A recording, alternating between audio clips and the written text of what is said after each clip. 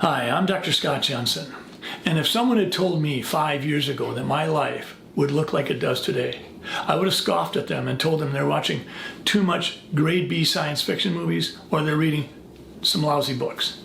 But here I am.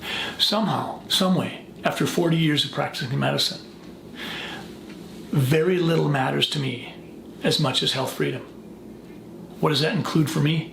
Well, it includes a lot of things, but it certainly centers on things like informed consent, confidentiality, education of the patient, access to affordable health care. That's what health freedom means to me. And I know the history of health freedom. I know that Dr. Benjamin Rush, more than 200 years ago, he was one of the signers of the Declaration of Independence. He said then that we needed to have protection in our Constitution or Bill of Rights for health freedom. There have been leaders that have said, if we don't have health freedom, we don't have freedom. So let's talk about health freedom. It starts with you have got to be able to have an attitude of skepticism. If you can't be skeptical of that triad of forces called big pharma and big tech and big government, and when their interests collude, when their interests intersect and one is scratching the back of the other, if you don't get to be skeptical of that force, you don't have health freedom. Next, if you have to live in fear that by proclaiming your right to health freedom, you will be censored, you will be squashed, you'll be deplatformed, throttled, shadow banned, kicked off. I've had those things happen. I've lost 300,000 followers in TikTok in a night because I came to the defense of someone. Honestly, censorship is personal. If you think it's just something that happens to Robert Kennedy or Scott Jensen or Jay Bhattacharya, you're wrong. It happens to you because when I'm censored, you can bet your bottom dollar that when you're in the office seeing me, I'm going to be careful. You can bet your bottom dollar that when you call and ask for advice on the phone, I'm not going to know what you're going to do with the advice I give. I'm not going to know if you're taping it. I don't know if it's a setup. When censorship occurs, it's personal. It affects you. Why has this happened? In part, it's because of the failure of our willingness to uphold quality research. If you go back 20 years and watch what the world of science and the world of medicine has been doing, we've not been sitting on our hands. We have been studying how do you best respond to viral outbreaks, to respiratory RNA viral epidemics. We have had good solid information as to what would be the best course of action. That research was thrown out the window. For what? To throw mud on the wall and see what sticks. And when you express concern about that, your health freedom is denied because you're censored, you're called names, and all of a sudden, for the first time in your life, you're a conspiracy theorist. What else happened to allow this loss of health freedom over the last 3 years? Academia. Academia failed us. Those champions of intellectual thought, of scientific pursuit and discovery, those universities across the nation, they were not there for us. They knuckled. They felt the heavy hand of big government. They felt the fiery, fearful tentacles of big tech. And they felt the dollars of big pharma. Academia failed us, without question. And right alongside of that, we saw media. We saw media buy into a narrative.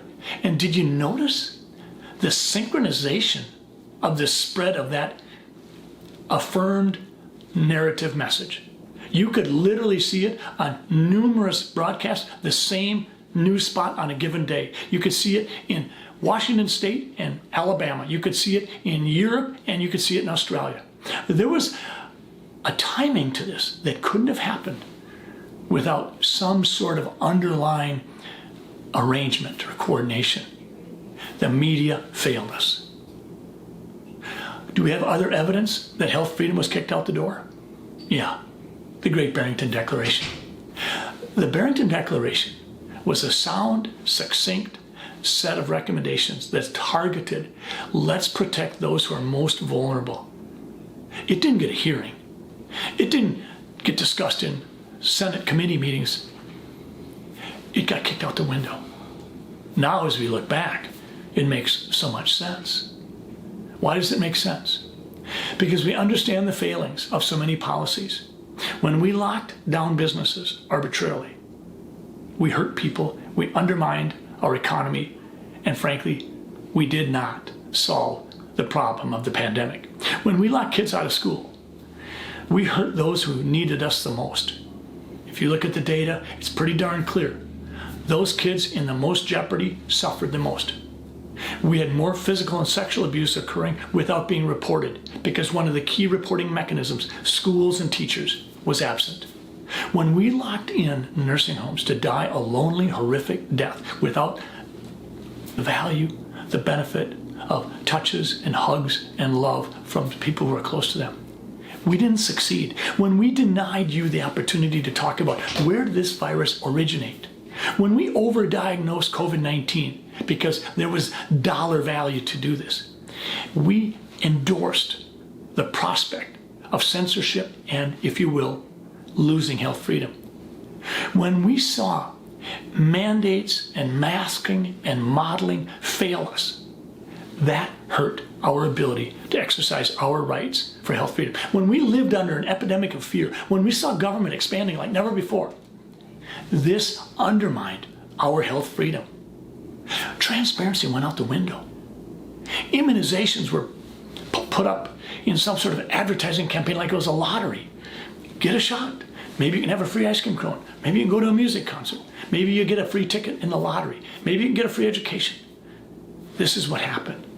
Quite frankly, one narrative was selected. If you didn't buy into that, you were a problem. And at the end of the day, we saw government expand like never before. We saw soldiers sacrificed. We saw science sacrificed at the altar of fear. All of those things undermine your ability to have health freedom. So we understand now how important it is. Quite honestly, individual rights are marching right alongside of health freedom. I want to talk to you about individual rights. If you think that your individual rights aren't jeopardized because the forces that are doing the attacking are not coming at you, they're coming at someone else, you are so wrong. Martin Niemöller in 1946 wrote a poem that went something like this. When they came for the socialists, I didn't speak up because I wasn't a socialist. When they came for the communists, I didn't speak up because I wasn't a communist. When they came for the trade unionists, I didn't speak up because I wasn't a trade unionist. And when they came for the Jews, I didn't speak up because I wasn't a Jew. And when they came for me, there was no one left to speak up. Don't make that mistake.